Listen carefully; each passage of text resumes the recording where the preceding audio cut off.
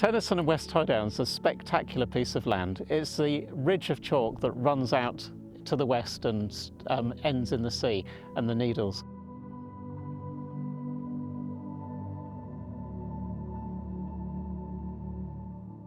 As well as the old battery, perched on the headland above is the new battery.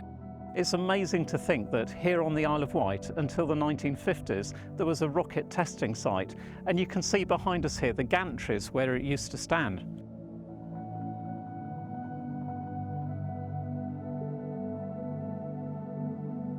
It's a lovely walk along the ridge top of West Wight Down, and there's lots of wildlife to see. Wheatears and kestrels flying along the cliff edge.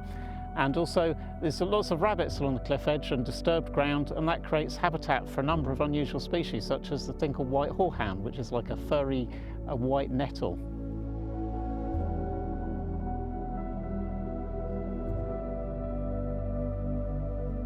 There's also foxes hunting the rabbits, but also it's not just about what's on the cliff top. When you look over the cliffside, there are areas of what we call greens. It's semi-vegetated screes, and on these are a number of really rare species, including the aptly named Isle of Wight wave moth.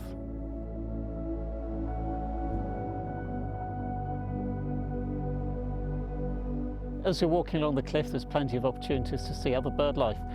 There's peregrine falcons that nest along these cliffs.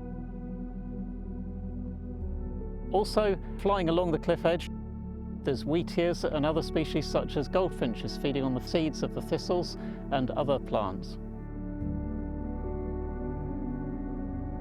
When you look inland, there's also gorse growing in patches, and this is perfect nesting habitat for things like Dartford warbler and linnets and yellowhammers.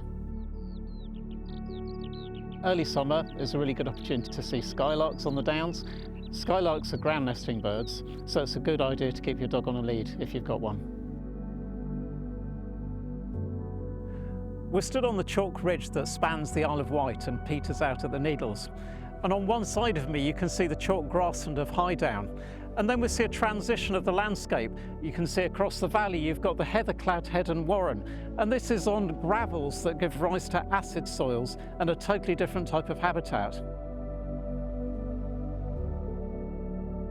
The valley that rises up over Allen Bay is formed over the multicoloured sands for which this area is most famous. To the north of Headon Warren is a huge active landslip, and because the Warren sits over an area of limestone, you get these amazing transitions in the undercliff from limestone grassland through heathland and through other habitats such as scrub woodland and willow carr. Humans have occupied the downs here for thousands of years. We can see evidence of circular enclosures and also of Bronze Age barrows on the down. So the down itself is a really interesting place from an archaeological perspective, and it's a spectacular piece of scenery full of wildlife.